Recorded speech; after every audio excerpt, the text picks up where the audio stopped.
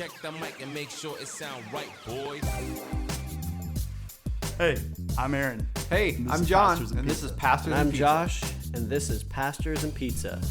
A podcast where three very unqualified pastors consume some of the best and worst pizzas Western Washington has to offer, while trying to make sense of our faith, Figure out how it connects to the world around us. We believe the best conversations happen over food. So pull up a chair, grab a slice, Pour a cold one. And come along with us. wherever it is we are going.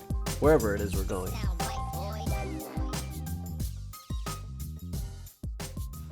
All right. Welcome. This is episode 4 of Pastors and Pizza, and we are glad you're here with us. We have an exciting show for you today.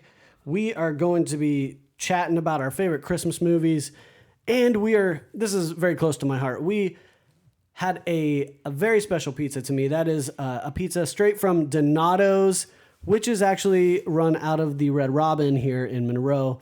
And Where did you first have Donato's? Let me tell you about Donato's Pizza, Aaron. Donato's Pizza is from Columbus, Ohio. They are a specialty pizza that just regionally there has been around in Ohio for a very long time. And I had it a lot growing up. And I will tell you right now that I've claimed for a very long time that Donato's Pizza has the best pepperoni pizza on the planet. And we will have that debate tonight. But yeah, I still think it has the best pepperoni pizza. And after I moved here, it was one of the probably 5 foods that I missed the most about living in Washington that was not in Ohio. So when Zach told me that that Red Robin was going to start carrying Donato's Pizza, I about lost it. So it was awesome, and we ate it like every week for about a month when it first started.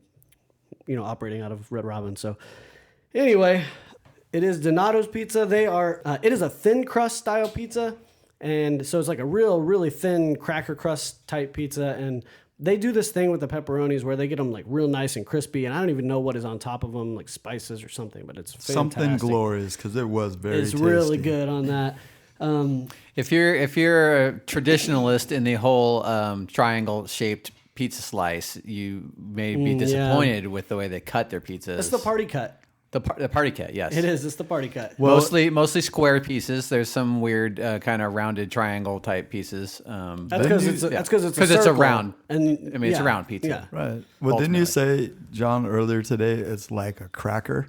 It is very much like a cracker with some toppings. Like the best cracker ever. Yes, it's a very good cracker. Like a pizza cracker. You can consume a lot of them, just like crackers.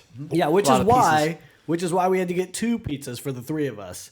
And we ate them pretty handily, I will say. And one was a large and one was a medium, right? Is that right, John? They have 2 sizes. There's a like personal 10-inch size, and then there is the 14-inch large. Okay. And so yes, one was a 10-inch, one was a 14-inch. So that's good. I mean, and as always, when we rate our pizzas that we're having, we use the Seattle Pizza Coalition's grading scale, except for we changed it to pepperonis. So it's on a scale of 1 to 5 pepperonis for us, not 1 to 5 generic numbers. And this time we kind of made an executive decision this time, right? After kind of struggling with one of the categories previously. Yeah. So this time we're actually going to take out the different ways that they judge pizza is on the crust, the sauce, the cheese, the toppings ratio, the value, the charisma, and the total rating. And we've had many discussions about what actually charisma is.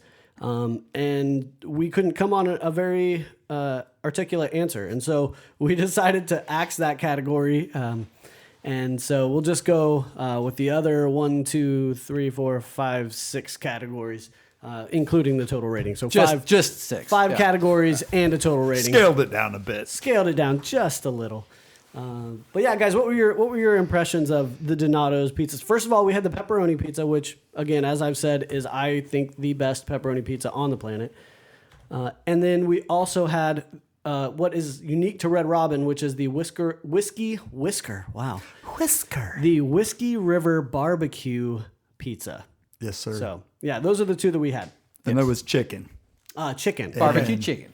And it was outstanding. That one was great. I did enjoy it. I'll just get right to it so we can And if you're listening, Cameron Samick, you're in my head right now. So there you go.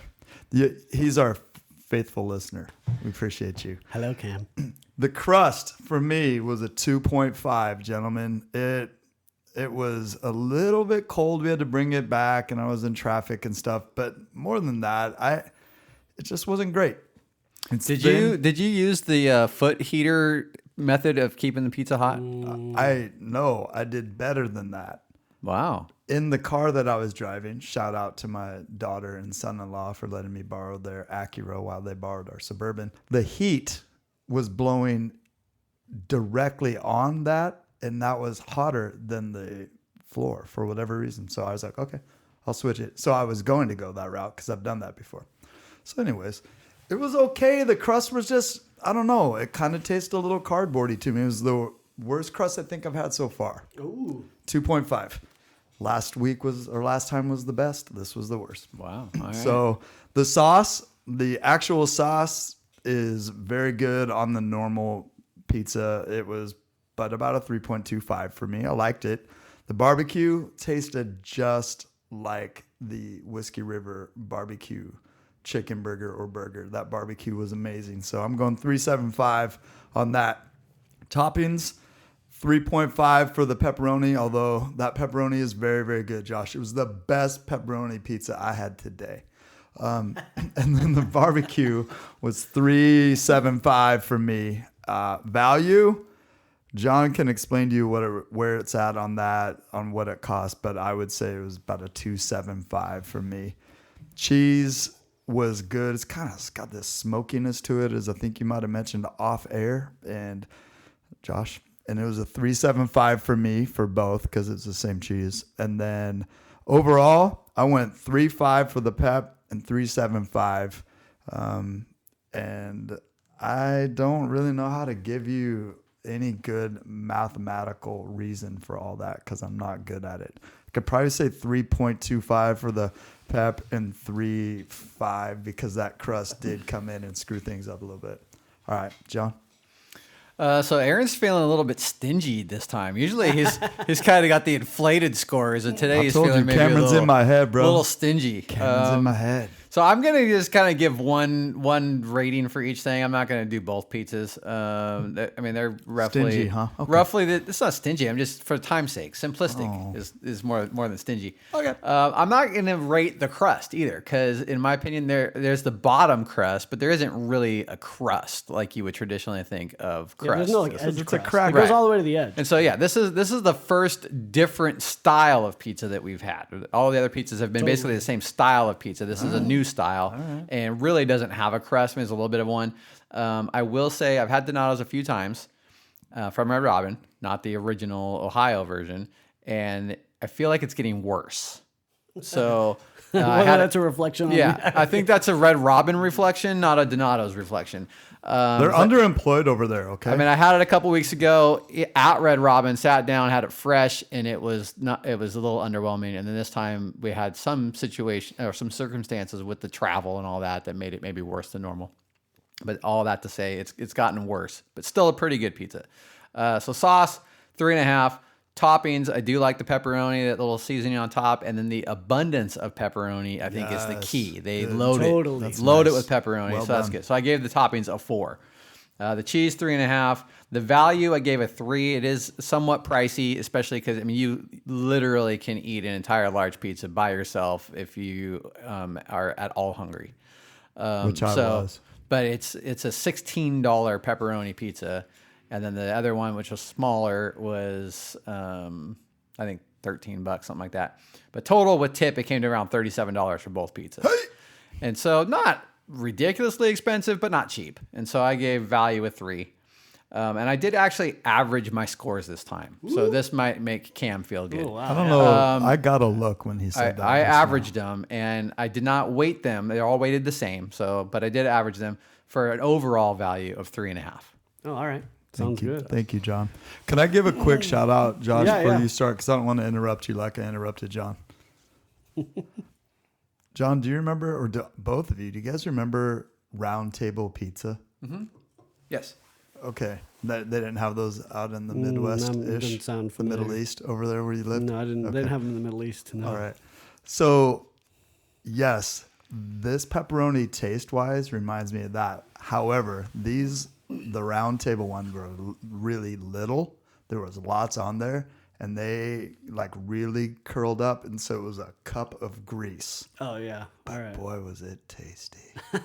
And this pepperoni is even better. Yeah. So there you go. Yeah. up. So like I said, I've had this pizza like 100 times from different places and a lot of experiences with it. And honestly, it's still today my favorite pepperoni pizza on the planet. I think it's primarily just because of those pepperonis are so good. And so as we go through, let me run through and I'll give you some grades here on what I thought.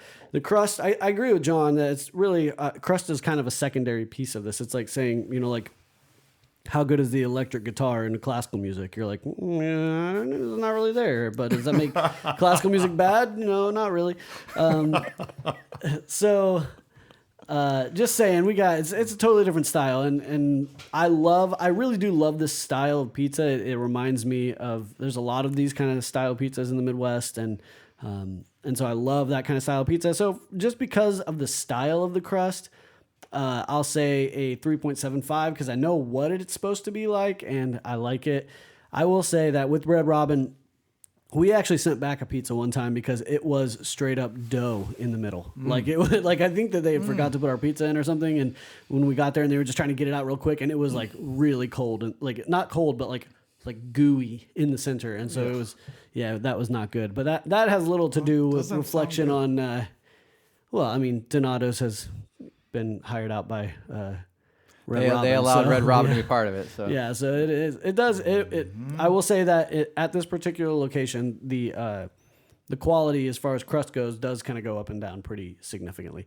So this particular crust, I would rate probably like a 3, but just this style of crust that I like, and the ones I've had in the past, I'd say it's 3.75. So sauce, I love this sauce. I don't know what it is, kind of sweet sauce, but I really love it. Probably like.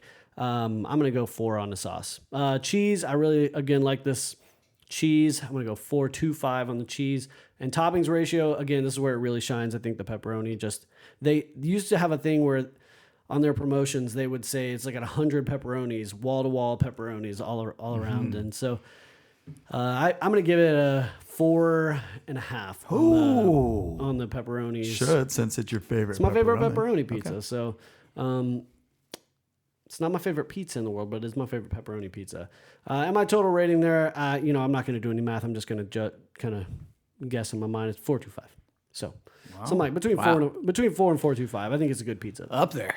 Love it. It's my favorite pepperoni pizza, and that's pretty low for my favorite, I would think. And again, a warning, I think Josh is allowing his days back in Ohio to influence this rating. Yeah. It's not specific to the pizza we had tonight. It's rosy. I've got a very rosy. That's fair. 'Tis the season. A rosy lens for this pizza. Also, the amount of nostalgia, we didn't rate it on that, but my nostalgia for this pizza is about 7.5. So if we could, if we can include that in there as well, that's good. I have zero nostalgia for it. So. Yeah, so it sits with me, and it's just a reminder of all this style of pizza that we have back home. Shout out to Marion's Pizza. Shout out to Casano's Pizza. Shout out to, there's one in Illinois that my family grew up. Guido's. Monocle's Pizza. Oh, yeah. Monocle. Yeah, man. There's some good ones. So.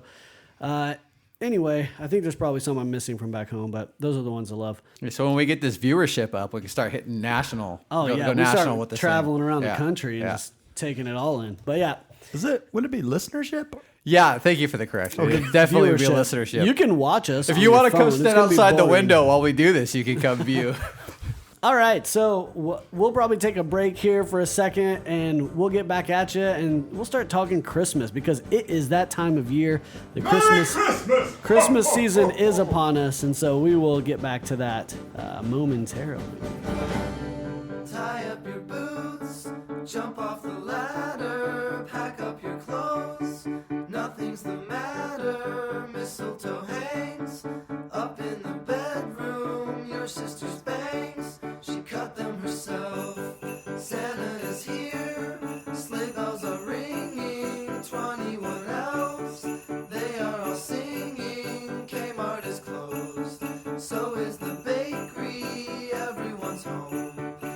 watching TV. Santa Claus is coming. Hear the banjo strumming. Santa Claus is coming. All right, welcome back to Pastors and Pizza. Like we mentioned before, it is Christmas time.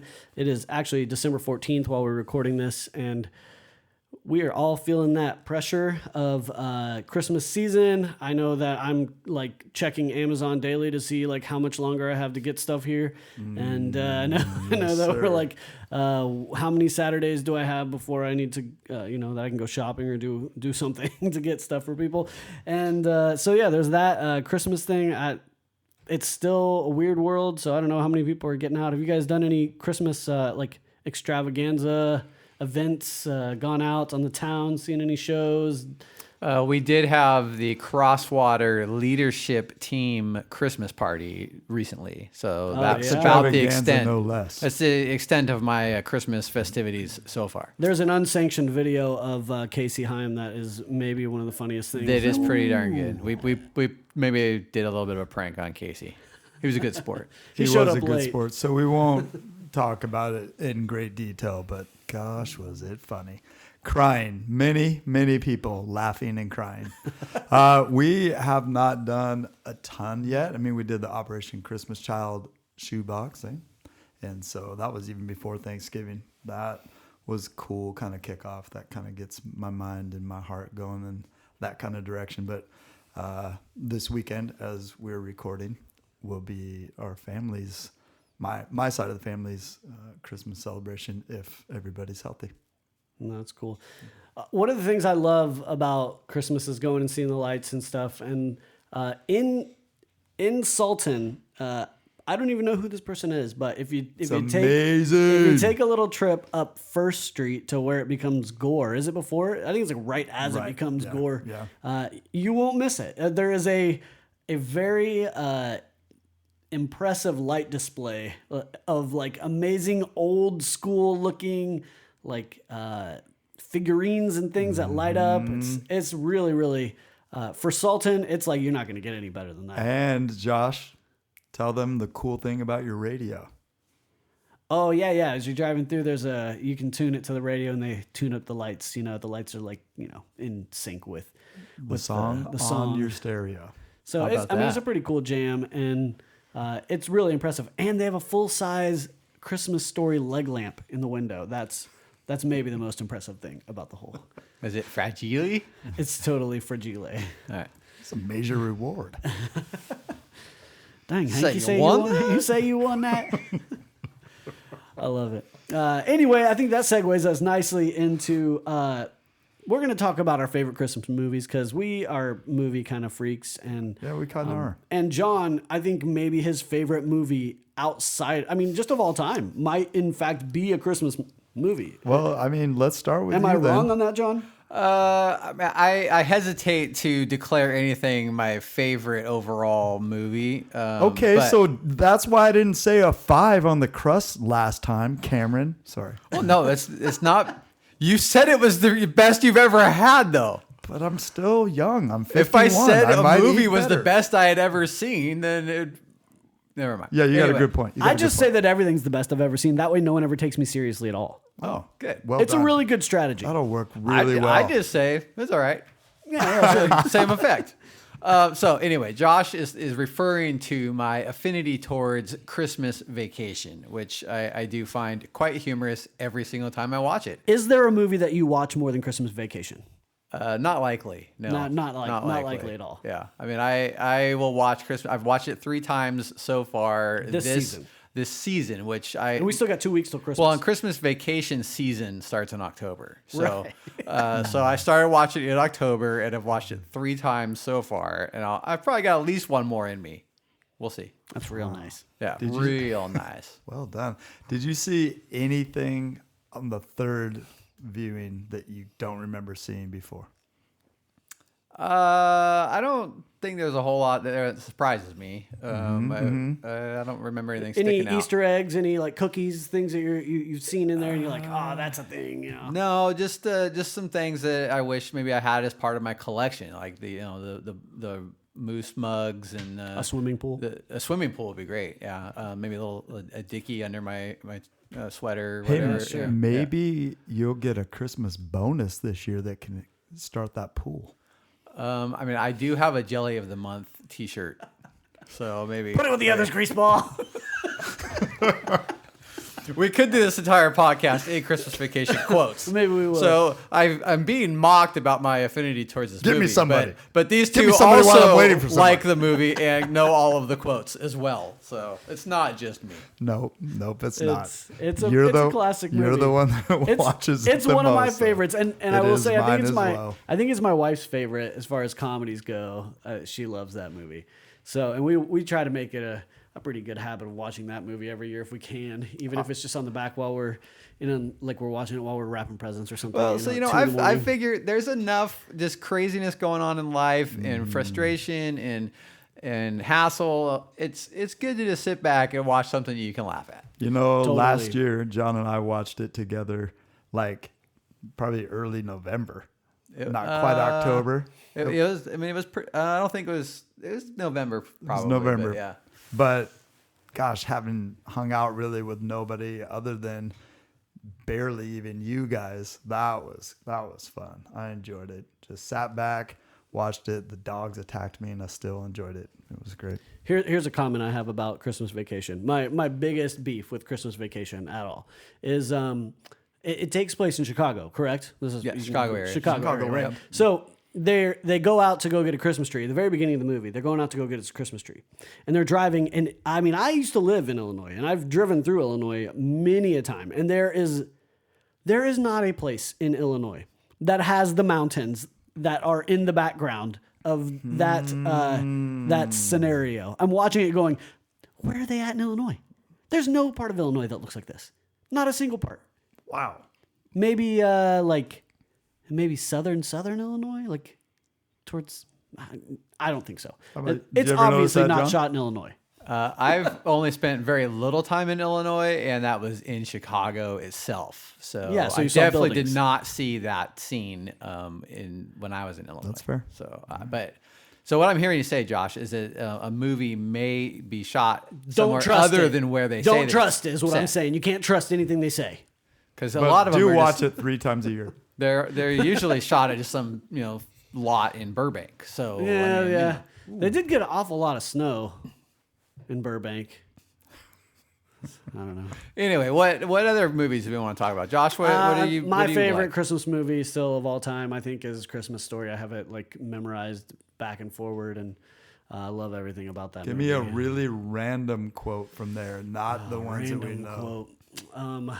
Random quote is when you just hear this like groan. It's like, and she's like, and she goes over under the sink and opens the sink, and he goes, "Daddy's gonna kill Ralphie."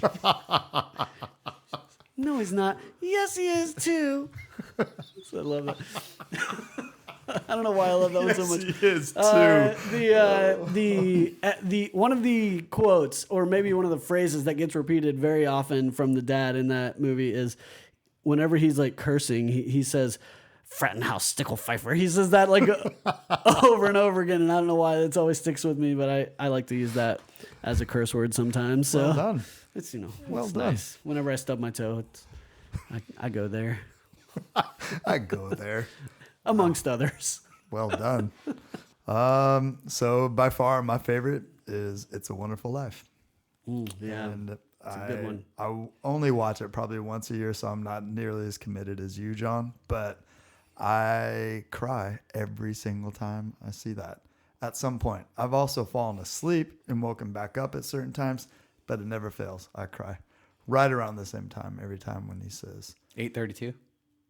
good, but no. You watch Same- it at the same time of I day. cry around every the year. same time in the movie each time. and Oh, got it. It's when his brother comes back and says, Hee-haw! no, that's... I was having a moment. Sorry, I'm sorry. Way to ruin his. I was trying to keep him from crying right here. Good job. To my big brother George, the richest man in Bedford Falls. That's good. It's good. It's a classic movie. Thanks, everybody. I'm gonna take a minute. We'll give you a second to collect yourself, and we'll keep talking about some of our favorite movies. John, you have any other favorite Christmas movies? Ones that just Christmas, like, have to see Christmas movies, and we don't have to go on and on about them. But like, what are some other Christmas movies? I try to actually watch. I mean, I sometimes get referred to as Scrooge or a bah humbug by my family, but I'm really not, because I actually do try to watch several Christmas movies. Here's one that's a little under the radar that I watched recently that I think is pretty good. And again, I kind of tend to go more towards the comedies. I just want something light and funny and is, not too big of a plot you got to worry about following or whatever. So recently I watched Daddy's Home 2, which is maybe a little under the radar for some people in the Christmas movie genre. But I thought it was pretty good. It's got Will Ferrell and Mark Wahlberg. Humorous, good family fun. So that was a good one. Elf's a good one. Yeah, for sure. Yeah. All right. Yeah. I mean, I always like to watch the Charlie Brown Christmas. Love Charlie Brown Christmas. That's a really good movie, and I feel like it's not Christmas if you haven't watched it. And I really love the soundtrack to that movie. Just fantastic. The Charlie Brown Christmas soundtrack is so good. What's the other one? Gremlins. We've all agreed that Gremlins is a must-see Christmas film. It's been a long time for me, but yeah. Gosh, I think John and I and our wives, we went and saw Gremlins when they showed it at the Galaxy a few years ago. They showed it for Christmas time, and we were like there.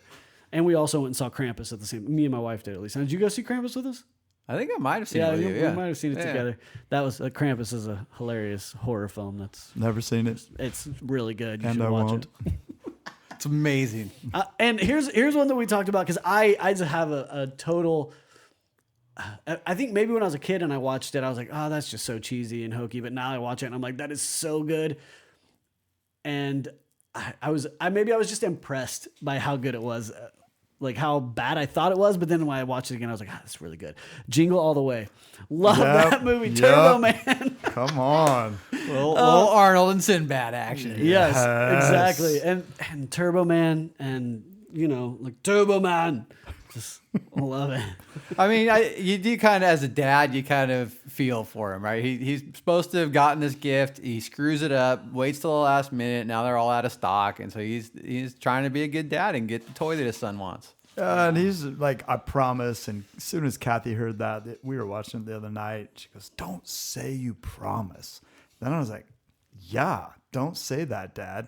Immediately convicted when Kathy said that. I'm like, but for real, Sinbad in there probably carries it, man. That thing was hilarious. Yeah, and then maybe the other one I mentioned here is Scrooged with Bill Murray. That is, yeah. I mean, I like the other, I think there's Jim Carrey Christmas Carol, and there's like he's Christmas Carol and a Grinch. Jim Carrey. Oh yeah. And there's the Muppet Christmas Carol, which is very very good. But Scrooged. That's my favorite adaptation of Charles Dickens. So Josh has gone more on the dark side of Christmas with Scrooged, with Krampus, with Gremlins. So good. Okay, so speaking of creepy, you know what movie I think is super creepy that I just won't watch at Christmas? Polar Express. Oh, I never watched that. That animation is just creepy. Seriously? It's creepy. It's something looking. weird. It's Okay. weird. I like it. Here's one that's a little bit weird, creepy, change your life. How did I not know until tonight that this was a Christmas movie? Edward Scissorhands. Oh yeah, totally. How is that? Because I saw that on Disney Plus. They had it listed as one of the Christmas Oh, movies, it's a and I'm holiday like, movie. I don't know. There's snow. Oh, and scissors.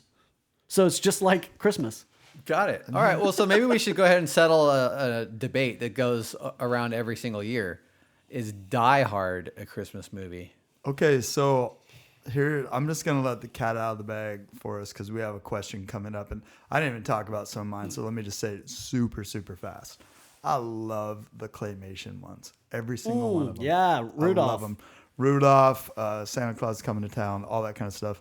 If you want to hear a good some good dialogue and impersonations, go ahead and listen to Aaron's message from this past week where he quoted a good chunk of Santa Claus is coming to town. Yeah. That's also a shout out to how long I talk. But anyways, here we go. I'm going to tell you this. Die Hard, yes, it's Christmas, and it's the one that I don't like that everybody else loves. I just don't really like Die Hard. Take. I don't love it. It's okay. But I don't like, oh, it's amazing and yippee-ki-yay and all that. Yeah, I get it, and that's some fun. And I will say shout out to Run DMC. It's Christmas time in Hollis, Queens. That was fun. But other than that, Yeah, I mean, I think it's a Christmas movie. I mean, whatever. I also think that Harry Potter is a Christmas movie. So there's that. okay, there is that. Wow. Does it have Christmas in it? It's a Christmas movie. Boom. Probably why Edward Scissorhands. Yeah, well, I mean, I think the debate is over the years has been kind of weird because I was like, what makes it a Christmas movie? I mean, do you have to have Santa Claus? Are there presents that have to be involved? Like, Does it what take makes place it a Christmas at movie? Christmas Because time? Die Hard definitely is at Christmas time. I mean, they're literally at a Christmas party, Well done. and they're celebrating Christmas, and so White why, Christmas, by the way. I love that movie Yeah, too. so what? I mean, if that's not a Christmas movie, then how is Gremlins a Christmas movie, or how is So anyway, I think Die Hard is also a Christmas movie. Well done. And I don't necessarily like it as a Christmas movie, but I think just as an action movie, it's it's a good action movie. Do we have so we've kind of talked about a lot of comedies and stuff like that. Do we have any maybe more of the rom-coms or maybe dramatic Christmas movies that we think are worthwhile? I don't know. I don't know if anybody watches. My mom is really into Hallmark about right now, and she's like, like way deep into some of those feel-good So some Hallmark of those are movies. like kind of like John said, like you don't have to get committed to the plot and all that kind of stuff. And so some of those I like. Kathy and I will watch those, and I might or might not fall asleep to those. My mom and dad watch those from the word go. And it's just kind of, there's something about that for me, hanging out with my mom and dad at their house, watching those. I'm like, okay. I mean, you can tell everything that's going to happen and it's going to, and you're still into it. Like, I don't want to miss it for whatever reason. One of the ones that might come as a surprise, maybe not, because I have 7 daughters. I like Little Women. Oh, my wife is a huge Little Women fan. Yeah. Huge. That's a Christmas movie. Totally. So there you go. John's shaking his head like, no, not a Christmas John movie. loves his daughters and his wife, just not Little Women. Happens at Christmas time. I mean, it takes place over a long This is period true. of time, so This is it's true. not really a Christmas. So does Harry movie. Potter. I mean, so I mean, I don't hate Little Women. It wouldn't be my first choice to put on, and I don't think it's specifically a Christmas movie. I think Rotten All right. Tomatoes puts it in there. It's number 7 out of their Number top 7, 65. Rotten Tomatoes. So my wife is really into one that we talked about off air here called while he's thinking that Four Christmases is a funny movie. Okay, so my wife is really into a movie called The Family Stone, and that is got Coach. I don't even know if you said Craig T. Nelson. Craig T. Nelson, yeah, and Diane Keaton and Luke Wilson and a whole bunch of other people, and it's about it's a really serious. I mean, it's funny, but it's also a really serious Christmas movie about this family that gathers together, and the mom she finds out she's got breast cancer, and then it's like it ends up being their last Christmas together, and it's a really fantastic movie. But it is, it's like a heartstrings movie, and one of those kind of people don't watch it so much at Christmas because it's kind of sad, but it is really good as well. So, so if you're looking for something to watch that you haven't seen, that's a good one to watch. And my wife also loves the Love Actually movies, which, disclaimer, not wholly appropriate for everyone, but loves that movie. So Not wholly appropriate, but pretty fun. It's a good warning. Good warning. A little rom-com too, while you were sleeping, kind of a little Christmas movie. While You're Sleeping, Christmas movie. Yeah, I mean, I don't remember it I enough liked it. to know. That was pretty good. It takes place at Christmas time. John, you got any? You seem like you're big on the rom-coms, huh? I mean, no. I've got two daughters and a wife who like Hallmark type movies and some of these kind of movies, and so I do see them on occasion. But The Holiday. I've seen The Holiday, yes. With Kate Winslet and Cameron Diaz. oh yeah, that was good actually. Yeah. Jude Law. There's another one, Holiday, something with Queen Latifah and LL Cool J. That's a pretty good one. Oh yeah, I've Is seen it that called one A too. Holiday? Is that also a holiday? Last Holiday or Last. something like that. Ooh, Yeah. John, you know exactly what I'm Yeah. talking about. I told you I've seen it. I know. All right, so real quick, let's go around hot takes. We had Aaron already gave a hot take here. A Christmas movie that you don't like that everyone else likes. We'll start with you, Aaron. Do you have another one? You had already mentioned one, but do you have another one? Gosh, I'm not a big fan of the Nightmare Before Christmas either. Oh, I was going to mention it, but I didn't want to get too dark. Love that movie. Also, is it a Christmas movie? Because it's kind of more of a I mean, Halloween it's got movie. Christmas in the title, but yeah. It's, No, I like because Jack learns you can't mess around like that. You think you can take care of Christmas, you can't. But anyways, other than that, go ahead. I don't know if I've got one off the top of my head. I mean, probably mentioned Polar Express already. Which I keep finding that really a lot of people don't like Polar Express. Although Yeah. Aaron, you said you like it, so I guess that's probably mine. Trying to think. The Christmas Carol. I don't really like any of those versions. There's dozens of them, and I don't like a single one of them. So Not You don't like Scrooged? Scrooged would probably be my favorite of them. okay. Yeah. All right. I have a real hot take, and I'm going to get some flack for it because everyone loves this movie, and I'm just not like my favorite, you know. And it's Elf. I don't like Elf. Don't Not a like huge fan. Elf? I'm just Hey, so it's over. Okay, I'm good just- talk. Thanks, bro. Merry Christmas. I'm just underwhelmed by Bye. Elf. That's all. And Bye, listen, buddy. I you have find your dad. I have a niece that You is- sit on a throne of lies. you mean I mean I like Will Ferrell. Dwarf one more or elf. Sorry. Say elf one more time. You must be from the South Pole.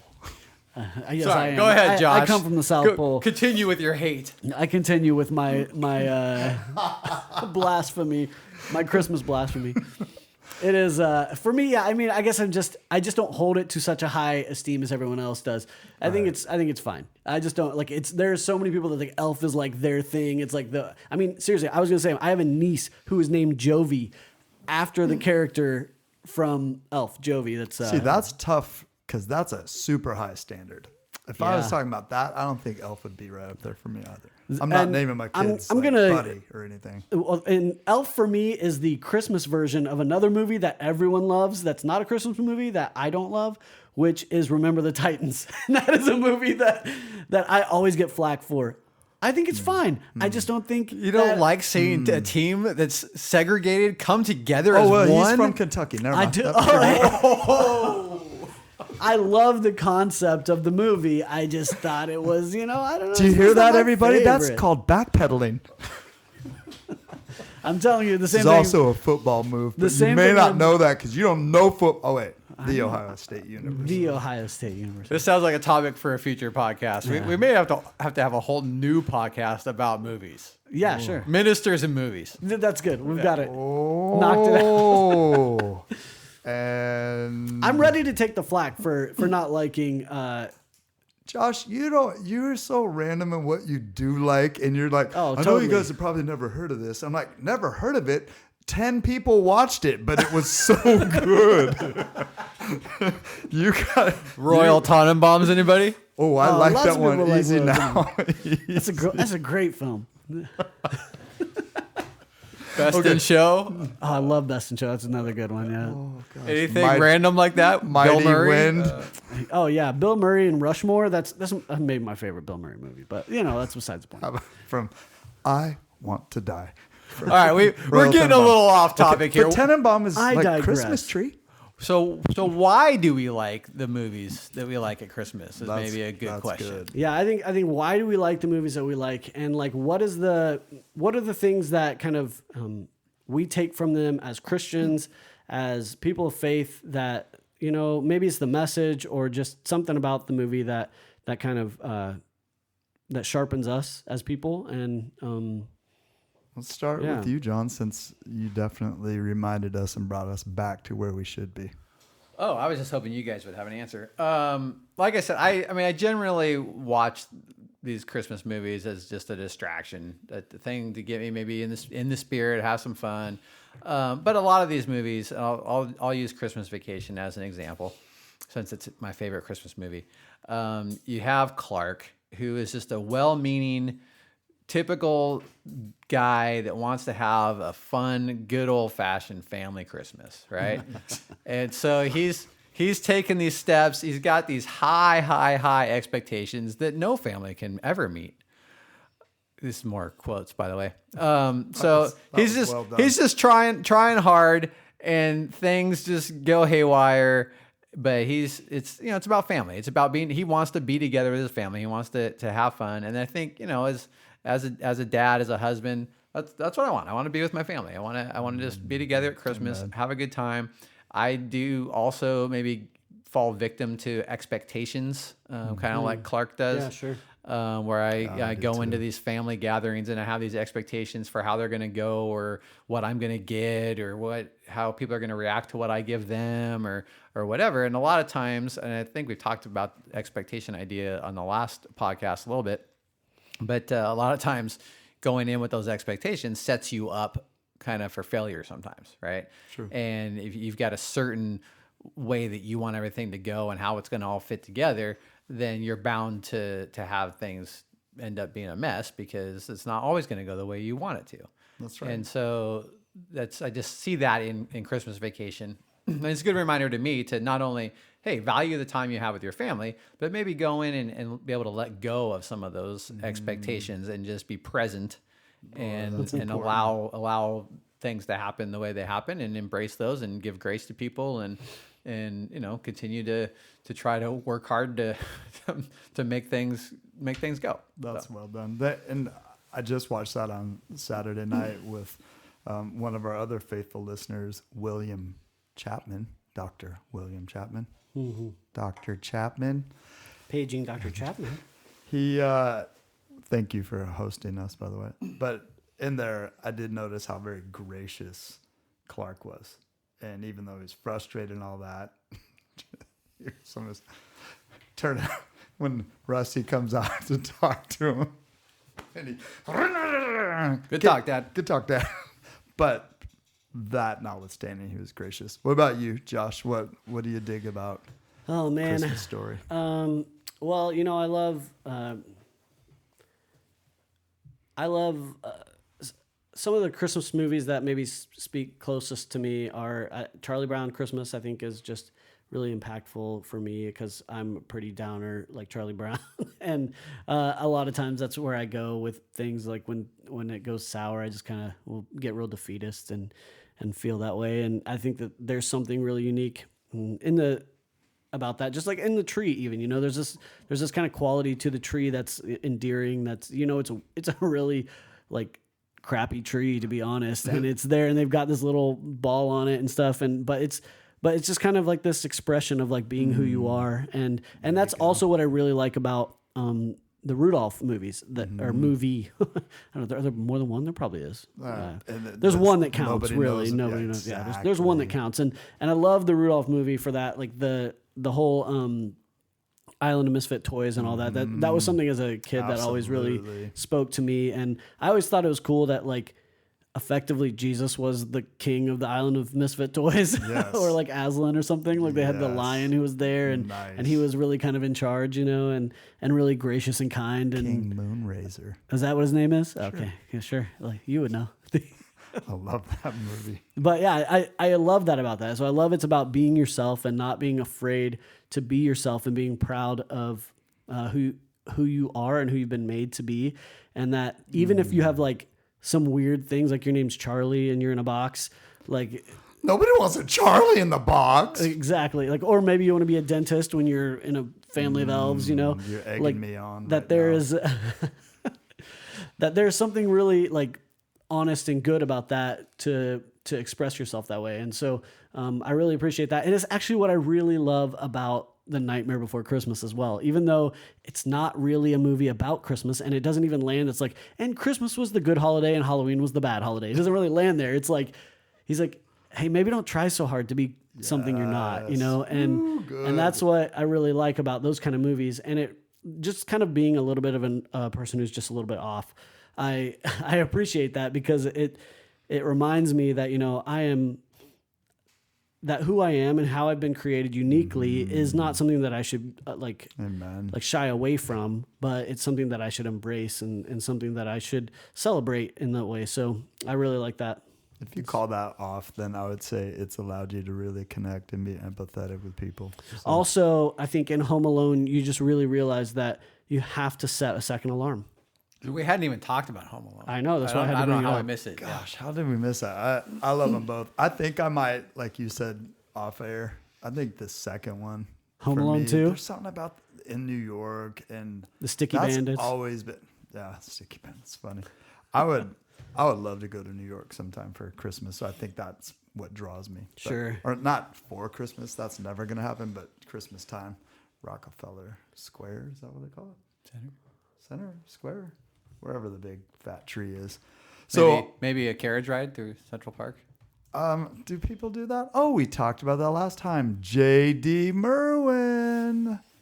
You should probably let everybody know how that worked. If you haven't seen J.D., come and hang out on the 26th, the day after Christmas. There's a really fantastic meme as we're talking about Home Alone, just in case we forget. What does it meme? A meme. This is a thing that happens in the 21st century. Gosh, I don't know. Just have it's to a special I'll just thing. pay attention. When you get there, you'll find out what it is. But there's this How meme is that I it? saw today that says it's something you can never unsee, which is a photo of the bird lady from Home Alone 2 set right next to a photo of Piers Morgan, which I'll show you guys this. You can't unsee that. It's the same person. It's the same person. In case you were wondering. I was so wondering. So I'll wrap up. I mean, again, so many different things come to my mind in movies, but the thing for It's a Wonderful Life for me is that he comes to find out that his life really was a good life and it wasn't a wasted life. And he learns something through this supernatural experience with Clarence the angel, that contentment and being grateful for what you have is so good. There's all these different plays on that, but kind of from the Bible for me, where this really has stood out is where Paul tells everybody in Philippians 4. The 4:13 is really famous, but the first part of that for me is 12, where he says, I know how to be brought low and I know how to abound. In any and every circumstance, I've learned the secret of facing plenty and hunger, abundance and need. I can do all things through him who strengthens me. I love that in there they pray. The theology on angels is super off. That's not what I love about it. But every time a bell rings, look, Daddy. All right, but more than that, and back to it, he doesn't give Jesus credit, but he does say, Father, I'm not a praying man. And so for him to even just talk to God in that, and that this is a movie that kind of when it came out, it didn't necessarily flop, but it wasn't as crazy timeless as it is now and how many people love it. But I love that idea of being content and grateful. And there's been many times where I've struggled financially in my married life and with my children and thought, gosh, because of my life insurance, I am worth more dead than alive. And invariably, I will go to that movie and go, that's such a lie. I should know that as a Christ follower, and I do. But, you know, Hollywood, thanks a lot, Frank Capra the first. God bless us, everyone. So there you go. Miracle on 34th Street, too, just by the way. I like the old one. That Miracle on 34th Street was going to be one of my ones that I was like, everyone loves it, but I don't love it. We watched it, and it was just like, it was like The old one or the original. Yeah, we watched the original, and I was like, so a couple years ago, we watched Miracle on 34th Street and White Christmas because we'd never seen either of them.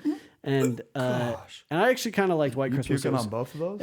It was okay, but they Miracle on 34th Street. The like, if you want to know where like the root of consumer culture in like Christmas world came from, like that post-war kind of, you know, you're going to get everything you want for Christmas, you know, like the magic of like, and then we got a new house, you know, like that kind of thing is like, like, you know, I don't know. It was just kind of this kind of, it kind of set up, I feel like that kind of consumer culture in America, Miracle on 34th Street. Because the miracle is not like, hey, now we all love each other. The miracle was like, and then they got a house. And everything was better. That's fair. I appreciate you blowing that whole thing up for me. I just blow it right up for you. I love Christmas Story. Oh, I love Christmas Story. It's great. Yeah, I'm not poking holes in that one. Sorry. I know. So I put that out there. Oh, the other one I can quote from there that I think is an awesome quote from there is where he goes, I got to get it exactly. Hold on. He says, all right, Bart, now you get yours.